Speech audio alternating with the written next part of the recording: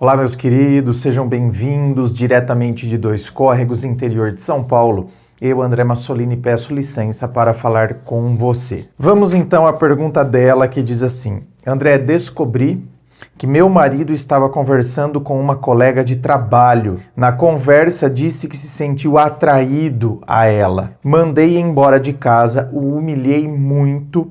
Ele não quer voltar, fez-me sentir culpada. Olha a coisa que acontece toda errada. Eu sei, minha querida, a gente não tem sangue de barata. Então, a hora que você pega uma coisa dessa, você pega uma conversa dessa, ou seja, ele conversando com a colega de trabalho, falando que se sentiu atraído por ela. Então, a gente não tem sangue de barata, mas às vezes a gente precisa buscar, nem que tenha que fazer uma transfusão, bem. Faz uma transfusão de sangue, pega lá, bem, coloca, engata a mangueirinha numa barata e coloca em você. Mas às vezes a gente tem que se forçar a ter o sangue de barata. Então é aquela coisa, sabe? É eu deixar passar um dia, deito, durmo, penso, não vou dormir? Não vou dormir. Vou estar com vontade de virar para ele? Não faça isso. Se for preciso, vai para casa da sua mãe, entendeu? Manda uma mensagem para sua mãe e fala: mãe, preciso passar a noite aí, tá? Vou falar que a senhora não tá bem, vou passar a noite.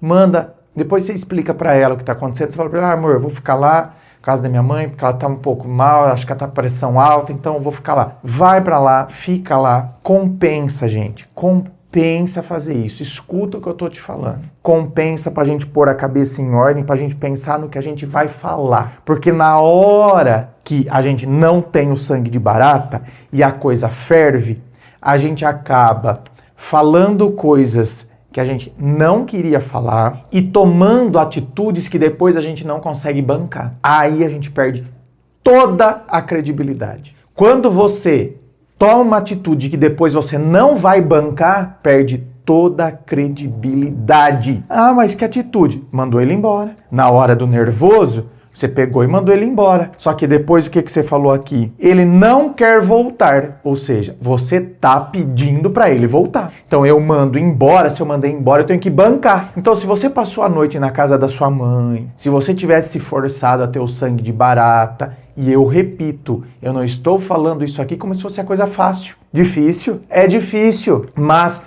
se eu tivesse, então, passado a noite na casa da minha mãe, colocado a cabeça em ordem, dificilmente você teria cometido essa atitude aqui intempestiva. Você, talvez, passando a noite lá, você chegasse à conclusão: eu vou mandar ele embora sim.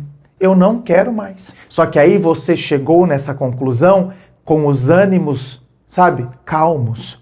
Nem vou dizer calmo, mas controlados. Os ânimos já estavam, não tá naquela hora do, sabe, da efervescência. Então, mas aí, com os ânimos controlados, você chegou à conclusão: não, eu não quero mais. Para mim, esse tipo de coisa, falar que tá se sentindo atraído por ela, ele estava aqui dando em cima dela, óbvio. E se ela correspondesse, então rolaria alguma coisa. Não quero.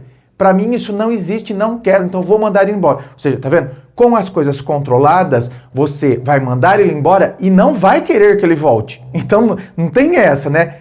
Não é você, eu vou mandar ele embora para depois eu implorar para ele voltar. Você tá vendo que a gente tem que bancar? Porque se a gente não vai bancar, meu bem, perde a credibilidade. Ah, ele não quer voltar, me fez sentir culpada. Então, aí inverte as coisas. E eu vou te dizer uma coisa. O fato dele não querer voltar talvez esteja ligado, sabe a quê? Ao fato dele querer concretizar o negócio com a colega de trabalho, viu bem? Por isso que ele não tá voltando. E ainda faz você se sentir culpada.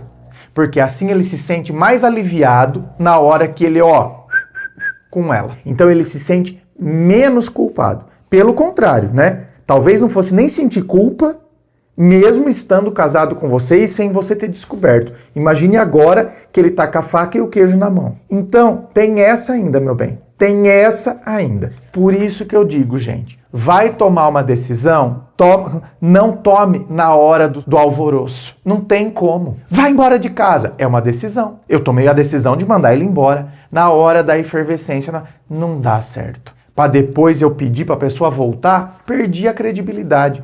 Então, caso ele volte, e eu acho que ele quer aprontar com a outra e depois voltar, então caso ele volte, aí na cabeça dele desenvolve Qual raciocínio que pode vir a ser um padrão comportamental depois? Que ele pode fazer o que quiser, você até dá barraco, você dá escândalo, mas depois você implora para ele voltar. Ou seja, você está nas mãos dele. Então, isso é péssimo. Por isso que a gente tem que pensar muito bem. Aliás, uma conversa dessa que você pegou, por exemplo, o cara pode inventar 1000 desculpas. Por isso que eu digo que o sangue de barata, por vezes, é muito necessário a gente ter. Porque você concorda? Você pega a conversa dele com a colega e ele falando para ela, estou me sentindo atraído por você. Você não colocou aqui, até porque isso aqui é pergunta de live, então lá não tem muito espaço para colocar, né, as coisas. Mas, por exemplo, o que ela respondeu nessa conversa? Então, né, se eu estivesse te atendendo, lógico, eu ia perguntar tudo isso e eu ia ter uma consciência maior do contexto da coisa. Mas você concorda que aqui, gente, eu pego lá a conversa, eu me sinto atraído por você. Então, quer dizer, aí eu vou pra cima dele. Aí é a hora que o cara vem com a conversinha e pode inventar um monte de coisa. Não, mas não é porque eu tava atraído que eu ia fazer, porque atração é uma coisa, fazer é outra, aí começa com a conversinha fiada. Por isso que o sangue de barata ajuda, porque num caso desse, já que você pegou a conversa, agora tem como você, tem como eu acompanhar isso aqui. Então, até onde vai chegar isso? Para depois eu ter tá ali na minha frente, não tem como negar, não tem como falar que não, tá aqui na minha frente. Porque depois acontece isso aqui. Eu, na hora da efervescência, tomo as decisões, faço isso e depois nem consigo bancar. Aí, credibilidade foi embora e eu passo de culpado ainda e ele se sente o gostosão e ainda funhanha com a outra, se sentindo mais gostosão ainda, porque agora ele tá por cima do negócio. Então, meus amores, primeiro que a gente tem que buscar ter essa... Difícil? Dificílimo, mas vai ajudar e muito para que a gente tome decisões acertadas. Inscreva-se. Fico aqui aguardando a sua inscrição. Lembrando a você que aqui embaixo, na descrição do vídeo, tem as informações dos atendimentos que eu faço, tem as informações dos meus livros Dor de Amor Tem Jeito, Teu Amor Próprio Te Salvou, que vão te auxiliar neste processo do autoconhecimento. Muito obrigado, beijo no coração e, é claro, um forte abraço.